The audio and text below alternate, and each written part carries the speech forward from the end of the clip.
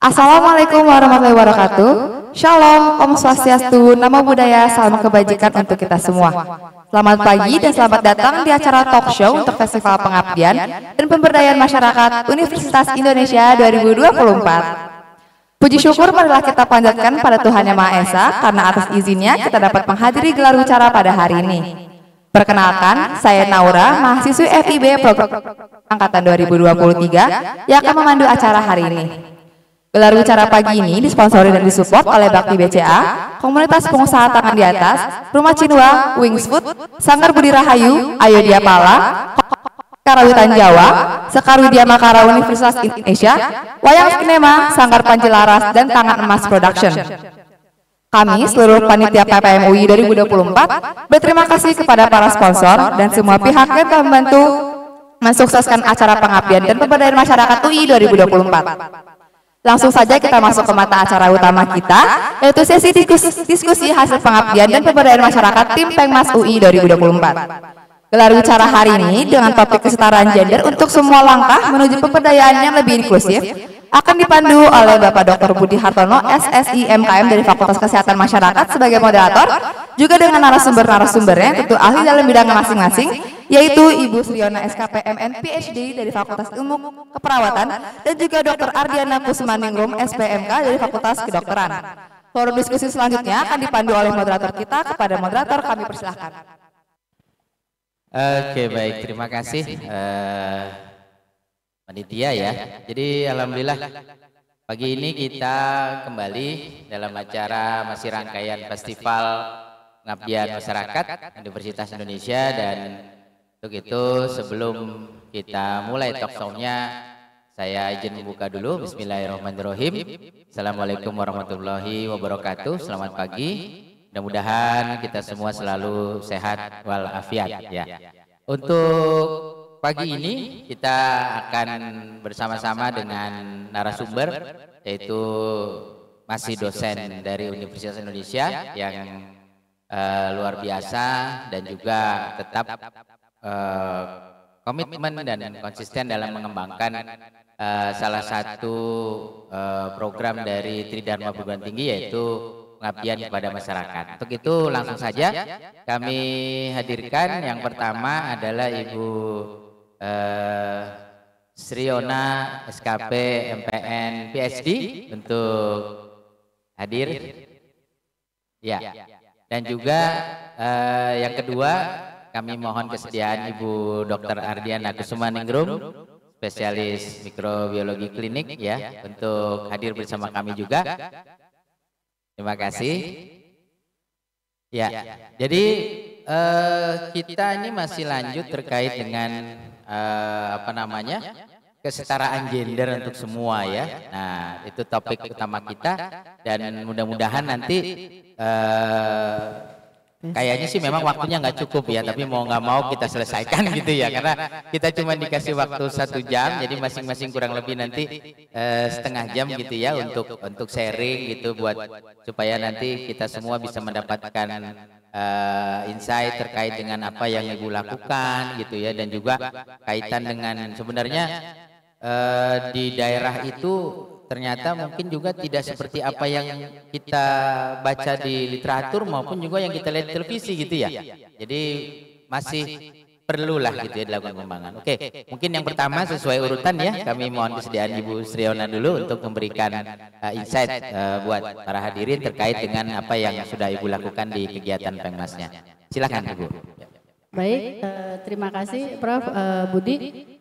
Mengenai kesetaraan gender, sebenarnya saya setuju dengan pendapat Bapak ya, bahwa saat ini memang kesetaraan gender itu perlu jadi perhatian, terutama bagi kita para pengabdian masyarakat di UI.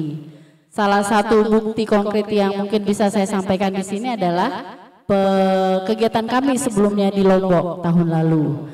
Di Lombok kami mengadakan pendidikan kesehatan bagi anak SMA, terutama memang Lombok memang walaupun dia di kota tapi memang agak terbelakang dibanding di daerah Jakarta dan Depok. Nah, di sana kami mengadakan edukasi tentang bagaimana mendidik mereka menjadi remaja yang sehat. yaitu dengan memberikan tentang pendidikan kesehatan, tentang kesehatan reproduksi mereka, termasuk anak perempuan dan anak laki-laki. Jadi target kami waktu itu adalah anak SMP dan SMA. Jadi pada saat itu kita meminta dari 3 sekolah di Lombok untuk melibatkan 30-30 anak sekolah baik laki-laki dan perempuan dengan equal. Jadi jumlahnya sama. Ya siapa yang kira-kira bisa, sehingga alhamdulillah Pemda Kota Lombok memang sangat membantu. Jadi hasil dari kami ini menjadi masukan bagi polisi brief di Lombok.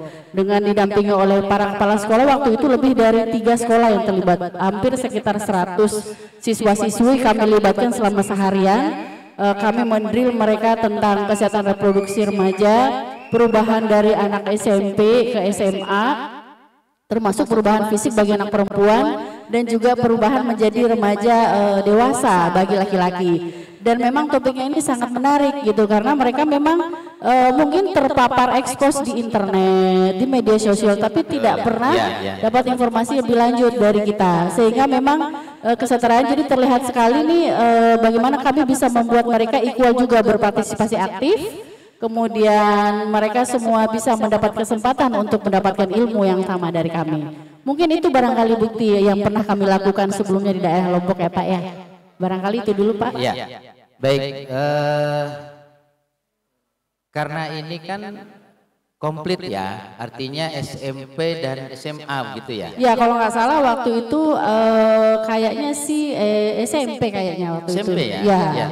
SMP itu berarti, mohon maaf kalau saya salah ya.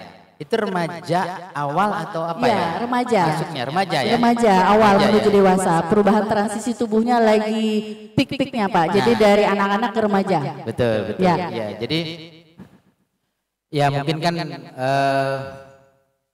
masih ada budaya ya, apalagi di Lombok ya tadi ya. Ya, ini di kan Lombok, masih betul. kental sekali ya. Ya.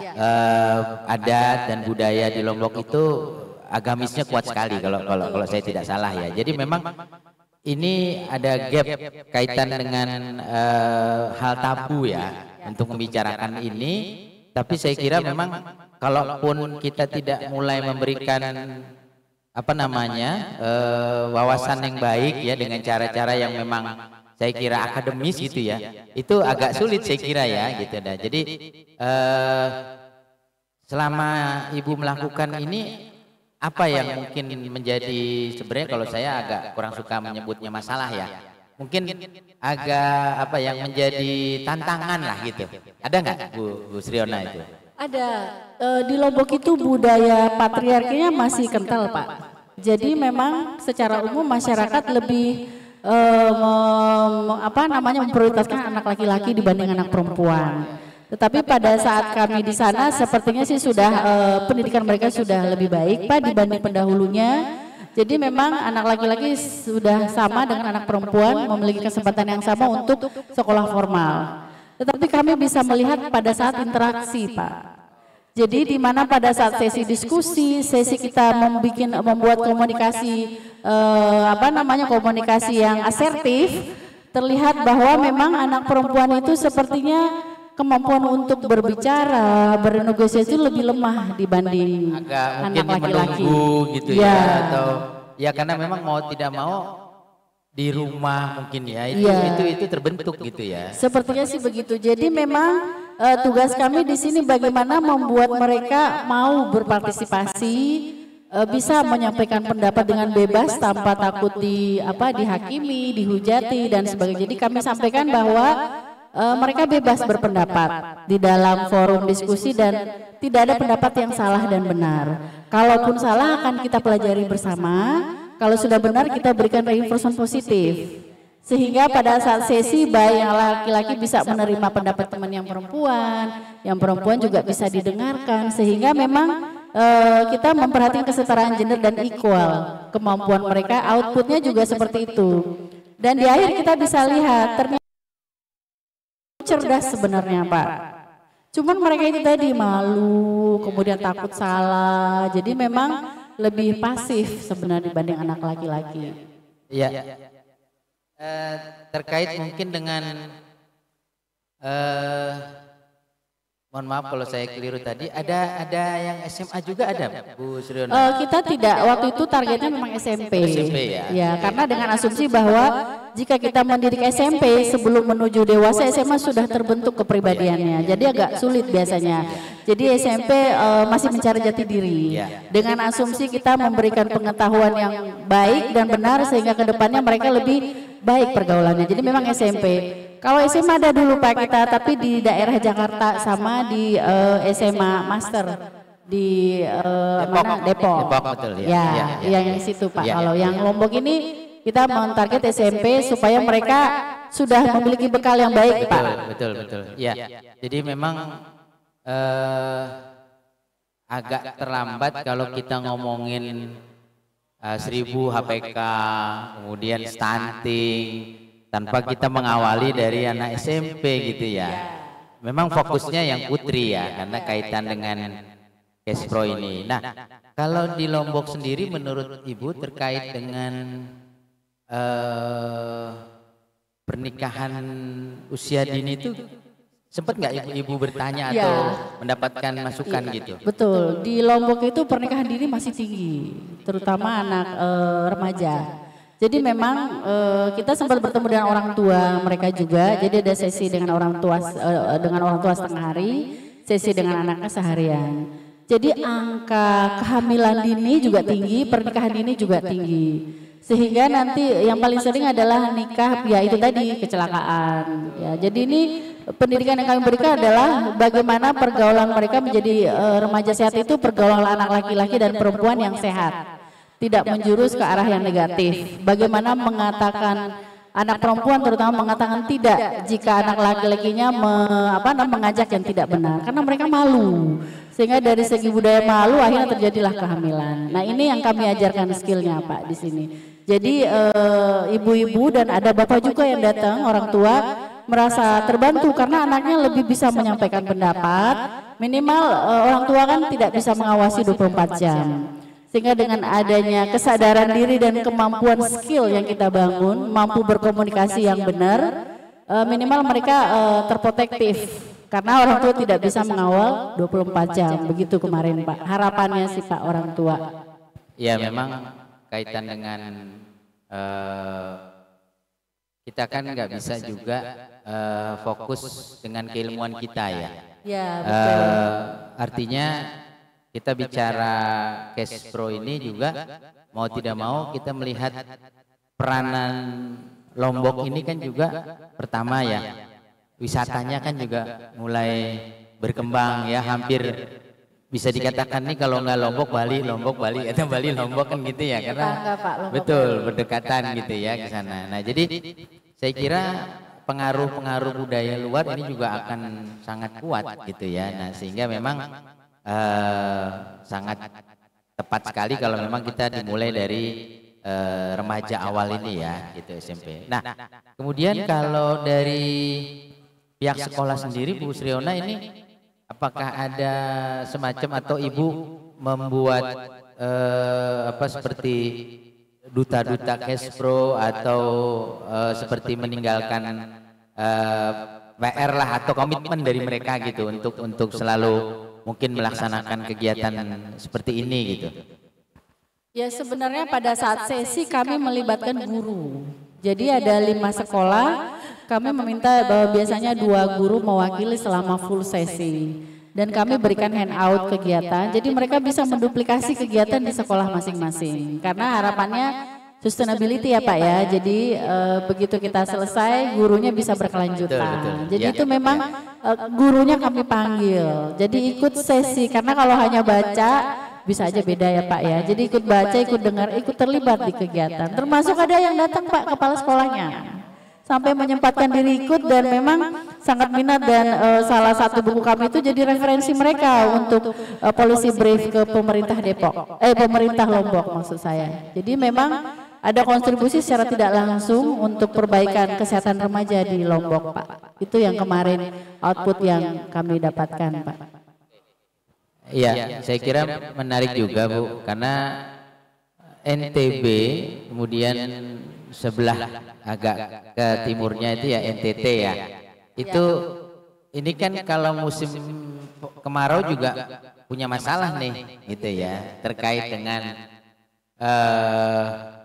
anak-anak yang sedang sekolah tadi SMP ya, remaja putri ini yang saya tahu, tapi di sebagian di Lombok Timur mungkin ya, kemudian juga di Kota Kupang gitu ya, atau di kabupaten-kabupaten yang agak ke pinggir sekali, Soe itu. Kalau musim kemarau itu saya nggak kebayang gitu ya, karena untuk kalau mereka menstruasi itu kan harus membersihkan badannya, katakan gitu ya, dari memang ini darah kotor yang harus dibuang kan gitu ya. Nah itu bisa kebayang kan gitu ya. Jadi kesehatan reproduksi ini kalau nggak kita jaga dari awal gitu ya, itu saya kira ini akan lahir generasi yang juga kita bisa tebak gitu ya, seperti apa gitu kan ya. Nah jadi saya kira ini yang mungkin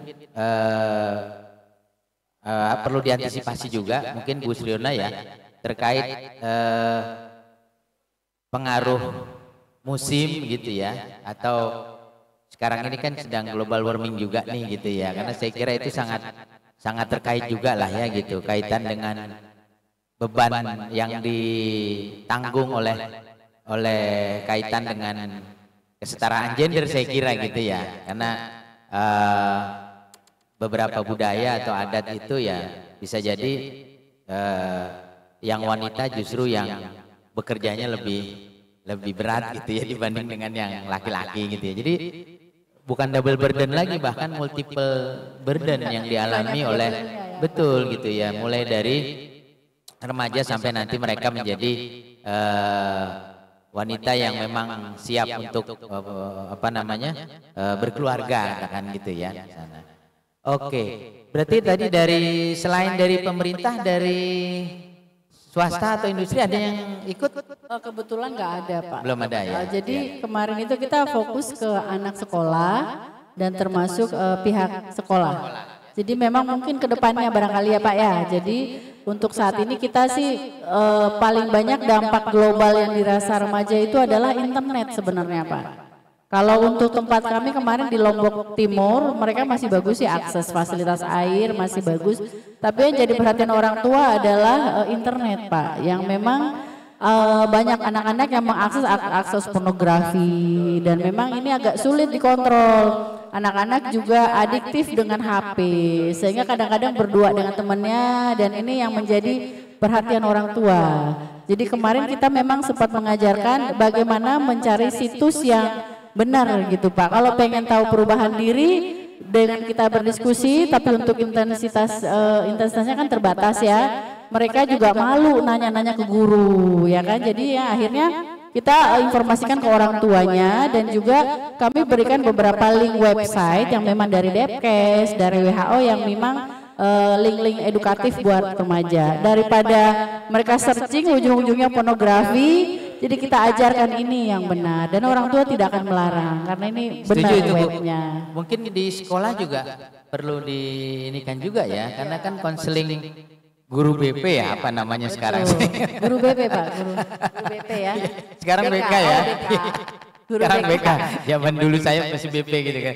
Nah artinya itu kan juga masih masuk dalam salah satu kurikulumnya lah, katakan gitu ya. Karena saya setuju sekali Bu. Jadi bahkan ada beberapa budaya, saya lupa apa itu, masih di Lombok atau di mana ya, itu dibawa kabur gitu. Perempuannya dibawa kabur gitu. Iya. Ya. Saya lupa tuh apa di mana tuh, apa di Lombok atau di mana itu. Ya cuma ada gitu. Kayaknya ya, ada. Iya, gitu. Ya, cuman ini kayaknya memang nggak sempat dibahas karena masih SMP. Iya betul. Jadi makanya kan dengan kita memberikan pengetahuan ya, literasi yang baik, mereka kan bisa mengantisipasi ya gitu, karena nanti pasti dampaknya seperti apa kan gitu ya nanti ke depannya. Nah itu yang mungkin bukan kita menakut-nakuti, tapi artinya kita mempersiapkan gitu ya di sana. Jadi ya terima kasih sekali Bu Sriona kalau memang artinya begini, karena sekarang ini kan sekolah itu terbatas, ada seperti dinas pendidikannya. Kemudian kita yang dari kesehatan kan berarti nanti juga core-nya masuknya lewat Dinkes gitu ya. Nah ini yang hubungan dua inilah mungkin yang kita harapkan itu bisa semakin baik ya gitu. Karena kita harus bisa membuka mereka bahwa sekolah ini masuk dalam sebuah fasilitas yang sebenarnya siapapun boleh terlibat di dalamnya gitu. Selama memang ini dalam bentuk literasi dan membangun kesetaraan gender tadi ya gitu. Oke, baik Ibu Sriona, sementara itu dulu. Makasih Pak. Jadi Sama-sama. ya jadi itu saja. Banyak. Jadi masukannya memang adalah salah satu sekolah menggunakan kegiatan kami untuk kegiatan BP-nya atau BK ya tadi ya. Betul. Sehingga jadi ada kesehatan reproduksi, termasuk Ya. bagaimana mencari informasi tentang Betul. kesehatan reproduksi di website ke siswa-siswinya. Betul. Ya, Itu ya. mungkin Pak. Ya, terima kasih. Ya. Baik, mungkin kita lanjut dulu ke Dr. Adriana Kusumangrum. Silahkan Ibu, mungkin bisa sharing ke kita apa yang sudah dilakukan, mungkin juga secara apa yang mungkin ditemukan di lapangan gitu ya, kemudian kesimpulan dan juga mungkin syukur-syukur kalau bisa sampai kelihatan lah outcome-nya akan seperti apa gitu ya. Monggo Ibu, silakan. Ya baik, terima kasih banyak Pak Buti. Jadi kalau dari saya mungkin kalau dari kami sebetulnya di departemen tuh kami punya roadmap sebetulnya Pak terkait dengan baik penelitian juga pengabdian masyarakat. Jadi kebetulan mungkin kalau pengalaman yang bisa kami sampaikan hari ini tuh ada beberapa kegiatan sebetulnya tidak dalam satu waktu, tempatnya juga tidak dalam satu tempat, tapi kami masih mengusung tema yang sama. Sebetulnya kurang lebih mirip juga seperti yang disampaikan Bu Sriona tadi. Jadi pada awalnya itu kami melakukan kegiatan terkait dengan kesehatan reproduksi juga pada remaja di Pandeglang Pak. Jadi posisinya nggak terlalu jauh ya sama kita, tapi ternyata memang beda wilayah pun juga sudah sangat berbeda ya, culture-nya beda sekali gitu. Nah pada saat itu kami pertama kali melakukannya pada usia SMA sebetulnya justru gitu, dan kalau kita lihat tuh posisi SMA-nya ini nih benar-benar mewah, bukan mewah sih, kalau mewah mepet sawah ya. Jadi sampingnya benar-benar sawah Bu, iya, sampingnya sawah, tapi nggak jauh dari situ sudah langsung ke pantai.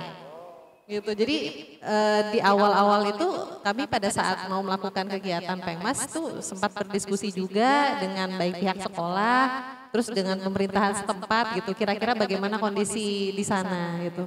Dan memang ternyata ada perbedaan ini karena posisinya itu sekolah itu sekolah yang siswanya itu bisa ada yang sangat jauh sekali. Jadi sampai satu siswa tuh ada yang jaraknya tuh 8 kilo, agak naik ke atas gunung begitu gitu. Dan memang ternyata informasi terkait dengan kesehatan reproduksi itu ya sama mungkin ya kondisinya. Jadi tidak semua itu mendapatkan informasi yang memang sesuai gitu. Dan pihak guru sendiri pun juga cerita, ya kami kadang-kadang kesulitan juga gitu pada saat kami ngobrol. Karena posisinya itu dulu, bahkan ini sedikit cerita aja ya Pak. Ini anak-anaknya karena posisinya memang sangat dekat sekali gitu ya dengan ini, mereka tuh bisa kabur sewaktu-waktu dari sekolah gitu. Jadi memang waktu itu tantangan pertama sebelum kami mulai melakukan kegiatan Pengmasnya itu adalah bagaimana kita bisa mengkondisikan agar pesertanya ini bisa memang mengikuti dengan baik gitu. Dan memang karena memang posisinya adalah kita membahas tentang sesuatu yang sifatnya mungkin cukup sensitif, kebetulan saat itu kami memisahkan, membuat grupnya terpisah antara kelompok yang wanita dengan pria, dengan harapan nanti pembahasannya bisa lebih cair gitu ya, jadi bisa lebih banyak yang kita terima. Anak-anak juga insight-nya juga bisa lebih baik gitu, karena mungkin bisa menyampaikan sesuatu yang lebih yang sensitif tadi gitu. Tapi di sisi yang lain kami juga melakukan pembekalan secara paralel karena di sana juga sudah ada UKS-nya dan memang ada kegiatan teman sejawatnya gitu ya untuk komunikasinya. Itu kami lakukan pembekalan secara terpisah untuk anak-anak yang di PMR-nya atau di UKS-nya itu gitu. Nah di situ memang kelihatan sekali sih Pak ada perbedaan yang cukup nyata gitu ya dari mungkin cara menyampaikan sama seperti yang tadi Bu Yona sampaikan. Kalau di yang laki-laki mereka lebih apa ya frontal gitu ya menyampaikan segala sesuatu gitu. Walaupun ternyata nyaman gitu ya. Lebih ya ceplas-ceplas sebetulnya sih. Dan kemudian yang untuk anak-anak yang perempuannya tadinya mungkin lebih cenderung diam, tapi setelah kita berusaha untuk membuat membangun suasana gitu ya, mereka ternyata juga muncul tuh ternyata informasi-informasi yang mereka ingin klarifikasi dan yang lain-lainnya gitu. Dan pada saat itu karena kami rasa memang yang penting adalah bagaimana kesinambungan dari informasi yang baik tadi, itu kami menyusun buku yang akhirnya disebarkan ke pihak sekolah termasuk juga pihak guru, jadi diharapkan itu nanti bisa jadi bahan untuk pembahasan di tahun-tahun berikutnya karena kan anak-anak ini kan nanti udah lulus ganti dengan siswa yang baru begitu Pak. Dan setelah itu belajar dari pengalaman pada saat kami di SMA, maka kami membuat roadmap-nya memang tetap lanjut ke anak usia sekolah tapi turunnya adalah ke siswa SMP. Gitu. Jadi di tahun berikutnya kami melakukan kegiatan Pengmas lagi, tapi pada usia SMP dengan materi yang sama, tapi memang akhirnya formulasinya agak dibuat berbeda dibandingkan dengan yang SMA. Karena kalau Bu Sriona pasti juga merasakan ya anak SMP itu yang usianya masih kelas 7 dengan kelas 8, 9 tuh beda banget gitu. Jadi memang itu menjadi tantangan tersendiri sih. Dan selanjutnya kami tetap memprogramkan untuk pelaksanaan Pengmas seperti itu, ditambah lagi masuk ke orang tua yang usia muda juga gitu. Karena memang ternyata masalahnya kan cukup banyak. Yang terakhir-terakhir ini kami melakukan kegiatan Pengmas itu memang yang lebih dekat dengan kita Pak, di daerah Depok jadinya. Ya, jadi ternyata juga nggak usah jauh-jauh, di sini pun juga masalah cukup banyak ya untuk itu gitu. Jadi masih kalau kita lihat sih memang antara satu tempat dengan tempat yang lain pasti punya tantangan yang berbeda-beda, tapi untuk satu materi yang sama itu masih memungkinkan untuk bisa kita implementasikan di berbagai kondisi tersebut Pak. Iya, jadi kalau untuk lokasi memang saya kira ini yang berbeda kan hanya mobilitas ya, mobilitas kemudian aktivitas ya. Nah ini yang mungkin sangat membedakan ya. Di satu sisi lagi ya tadi adat budaya gitu ya. Kalau daerah kota atau semi kota ya inilah yang menjadi challenge kita sebenarnya ya dari tim pengabdi ini. Bagaimana nih Kak? Mungkin kalau yang sama sekali aksesnya sulit, kita enak ya. Artinya secara pengetahuan mereka sama nih gitu. Tapi kalau di kota dan semi kota kan dengan akses yang sangat mudah ya, mereka sudah nggak bisa disamaratakan gitu ya pengetahuannya gitu. Ya. Nah, jadi saya terpikir juga mungkin selain kita fokus di Cashpro-nya ya, mungkin juga kaitan dengan satu lagi imun ya kali ya gitu, karena kan sangat sensitif sekali ya gitu. Kadang kita nggak jauh-jauh dengan anemia katakan gitu ya. Nah ini kan juga mungkin arahnya tuh akan ke sana juga gitu ya, ke sana tuh. Nah kira-kira yang Bu Dr. Adiana sampai lakukan itu sampai nggak ke arah situ gitu maksudnya? Ya. Atau Jadi ada materi itu nggak kira-kira itu? Ya akhirnya pada saat awal memang kami murni hanya untuk kesehatan reproduksi saja. Tapi ternyata pada saat diskusi ketemu juga tuh Pak permasalahan seperti itu. Sehingga akhirnya kami sangkutkan juga untuk kegiatan yang tahun berikutnya kami bekerja sama juga dengan bagian gizi untuk bisa melengkapi. Betul. Iya, jadi sudah ada termasuk edukasi juga terkait dengan faktor-faktor masalah nutrisi dan gizi tadi. Iya, betul. Iya, karena saya ini nggak tahu ya, mungkin Ibu Sriona dan Dr. Adiana yang fokus pada sekolah nih ya, SMP dan bahkan SMA. Setahu saya UKS itu hanya hidup di SD gitu. Nah ini gimana nih kalau yang SMP dan SMA? Kira-kira kayaknya kita harus mulai mengejas juga ya gitu, karena pasti beda dong ya, karena SD mungkin Cashpro kita belum ini ya, tapi begitu dia remaja awal ini kan mulai masuk tuh, dan ini nggak boleh berhenti gitu maksudnya, karena dia akan tadi mungkin bisa dihadapkan pada suatu saat ya, kita nggak tahu ya, dia harus menikah misalkan gitu ya, prosesnya seperti itu misalkan. Nah dia kan harus sudah punya pengetahuan nih gitu ya di sana. Nah itu saya kira mungkin penting juga tuh ya. Artinya menggerakkan UKS-nya ini fokusnya mulai beda nih, gitu. Nggak lagi cuci tangan, tapi lebih dari itu gitu. Ya yang arahnya mungkin nanti memang buat kehidupan mereka gitu ya di sana. Gimana tuh? Ya kami melihat juga karena kan tadi harapannya fungsi dari mengetahui informasi dari kesehatan tadi itu juga bisa jalannya dari UKS. Dan memang ternyata benar Pak, beda-beda sebetulnya antara satu sekolah dengan sekolah yang lain. Nah kebetulan sebagai contoh pas waktu di Pandeglang itu ternyata dia karena sekolahnya tidak terlalu banyak dan sekolah ini lumayan yang sudah lama lah gitu. Dia program UKS itu jalan. Jadi bahkan dia sempat ada kerjasama juga dengan seperti LSM gitu ya yang bisa mendekati masyarakat gitu. Gitu. Dan kebetulan kami dapat juga seperti itu gitu. Dan akhirnya harapan kami tuh memang pada saat kami melakukan pembekalan dan juga bisa memberikan yang bentuknya memang bisa dibaca gitu ya, itu bisa berlangsung dengan lebih baik untuk kedepannya. Tapi di sekolah yang satu lagi gitu ya, itu memang ternyata agak berbeda pengalaman kami, sehingga pada saat itu yang kami lakukan adalah mencoba untuk berkomunikasi dengan puskesmas setempat juga Pak, karena kan pengampunya tetap dari puskesmas ya. Betul, ya. Gitu. Iya di satu sisi kan memang UKS ini dibinanya oleh puskesmas ya, nah itulah tadi. Jadi artinya kadang kita kan berharap banyak ya, tapi ternyata mungkin komunikasi hubungannya mungkin kurang harmonis nih gitu ya. Ini kan agak berat juga ya, padahal kita menitipkan program kita ini kan pasti harus nyambung tadi tuh dengan UKS yang itu notabene dibina oleh puskesmas gitu ya, harusnya seperti itu tuh. Nah, kalau dari Bu Sriona terkait sekolahnya ini negeri atau swasta ya? Negeri dua-duanya? Oke. Yang Bu Dokter Ardiana? Iya, negeri juga. Negeri juga ya? Iya. Karena ini sih usulan saja, ke depan mungkin supaya apa ya, kita kan ngikutin perkembangan pendidikan nih ya.